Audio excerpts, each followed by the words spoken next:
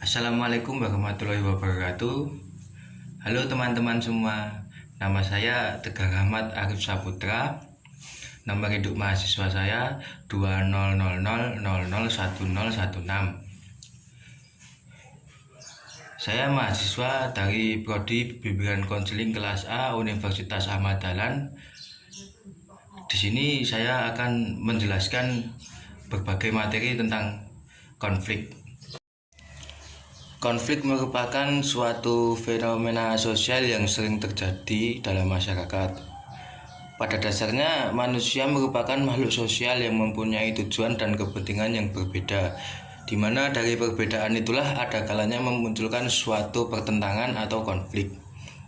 Sebagaimana konflik didefinisikan sebagai kondisi yang ditimbulkan oleh adanya kekuatan yang saling bertentangan. Konflik juga merupakan gejala kemasyarakatan yang melekat di dalam kehidupan masyarakat, dan oleh karenanya tidak mungkin dilenyapkan. Sebagai gejala kemasyarakatan yang melekat di dalam kehidupan setiap masyarakat, ia akan lenyap bersama lenyapnya masyarakat itu sendiri. Konflik merupakan suatu pertentangan secara langsung dan sadar antara individu dan kelompok untuk mencapai cita-cita bersama. Dalam menciptakan cita-cita bersama, pihak lawan yang terlibat dalam konflik itu perlu dihabisi terlebih dahulu.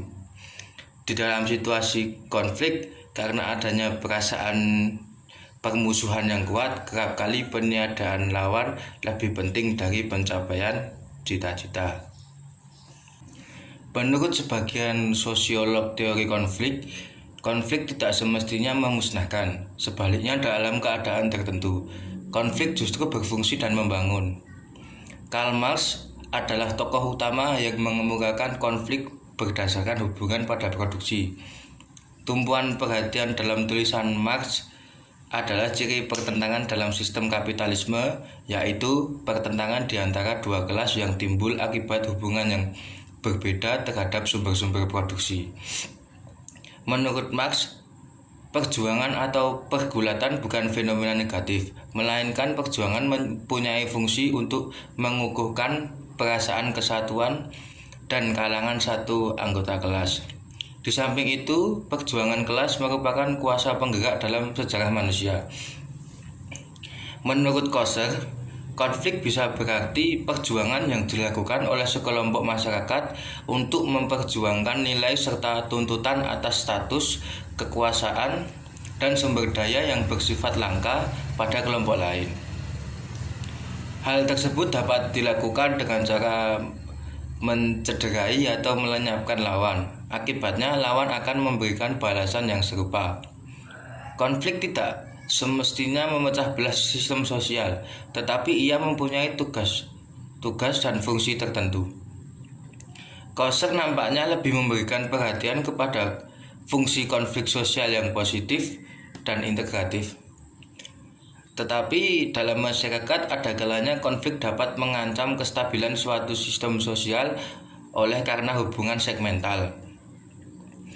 Konflik bisa disebabkan adanya tuntutan individu-individu atau kelompok-kelompok yang bertentangan dari waktu ke waktu.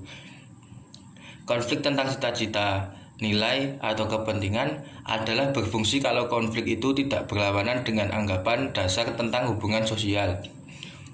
Konflik seperti ini dapat menyesuaikan kembali norma-norma dan hubungan sosial. Konflik yang terjadi dalam suatu organisasi dapat dibedakan menjadi beberapa macam. Salah satunya dari segi pihak yang terlibat dalam konflik, dan dari segi ini konflik dapat dibedakan sebagai berikut. Yang pertama ada konflik intrapersonal. Konflik intrapersonal ini adalah konflik seseorang dengan dirinya sendiri. Konflik terjadi bila pada waktu yang sama, seseorang memiliki dua keinginan yang tidak mungkin dipenuhi sekaligus. Ada 3 macam bentuk konflik intrapersonal, yaitu konflik pendekatan-pendekatan. Contohnya, orang yang dihadapkan pada dua pilihan yang sama-sama menarik. Ada juga konflik pendekatan penghindaran. Contohnya, orang yang dihadapkan pada dua pilihan yang sama-sama menyulitkan. Ada juga konflik penghindaran. Contohnya orang yang dihadapkan pada suatu hal yang mempunyai nilai positif dan negatif sekaligus. Yang kedua ada konflik interpersonal. Konflik interpersonal ini adalah pertentangan antara seseorang dengan orang lain karena pertentangan kepentingan atau keinginan. Hal ini sering terjadi antara dua orang yang berbeda status, jabatan, bidang kerja, dan lain-lain. Konflik interpersonal ini merupakan suatu dinamika yang amat penting dalam perilaku organisasi, karena konflik semacam ini akan melibatkan beberapa peranan dari beberapa anggota organisasi yang tidak bisa atau tidak akan mempengaruhi proses pencapaian tujuan organisasi tersebut. Yang ketiga ada konflik individu dengan individu. Konflik semacam ini dapat terjadi antara individu pimpinan dengan individu pimpinan dari berbagai tingkatan, individu pimpinan dengan individu karyawan, maupun antara individu karyawan dengan individu karyawan lainnya. Yang keempat ada konflik individu dengan kelompok. Konflik semacam ini dapat terjadi antara individu pimpinan dengan kelompok ataupun antara individu karyawan dengan kelompok pimpinan. Yang kelima ada konflik kelompok dengan kelompok. Ini bisa terjadi antara kelompok pimpinan dengan kelompok karyawan, kelompok pimpinan dengan kelompok pimpinan yang lain dalam berbagai tingkatan, maupun antara kelompok karyawan dengan kelompok karyawan yang lainnya. Beberapa faktor penyebab terjadinya konflik yaitu sebagai berikut. Yang pertama ada perbedaan individu yang meliputi perbedaan pendirian dan perasaan. Setiap manusia adalah individu yang unik. Artinya setiap orang memiliki perasaan, logika yang berbeda antara satu dan yang lainnya. Perbedaan inilah yang sering menyebabkan konflik sosial, sebab dalam menjalani hidup sosial seorang tidak selalu sejalan dengan orang yang lainnya. Misalnya ada acara pesta hiburan, ada yang merasa senang dengan pesta itu, tetapi ada pula yang merasa terganggu dengan acara itu karena berisik. Yang kedua ada perbedaan latar belakang kebudayaan sehingga membentuk pribadi-pribadi yang berbeda. Seseorang sedikit banyak akan terpengaruh dengan pola-pola pemikiran dan pendirian kelompoknya. Pemikiran dan pendirian yang berbeda itu pada akhirnya akan menghasilkan perbedaan individu yang dapat memicu konflik. Yang ketiga, perbedaan kepentingan antara individu atau kelompok. Manusia memiliki pendirian, logika, dan perasaan yang berbeda maupun latar belakang budaya yang berbeda. Oleh sebab itu, dalam waktu yang bersamaan masing-masing orang atau kelompok memiliki kepentingan yang berbeda-beda. Kadang-kadang orang dapat melakukan hal yang sama tetapi untuk tujuan yang berbeda.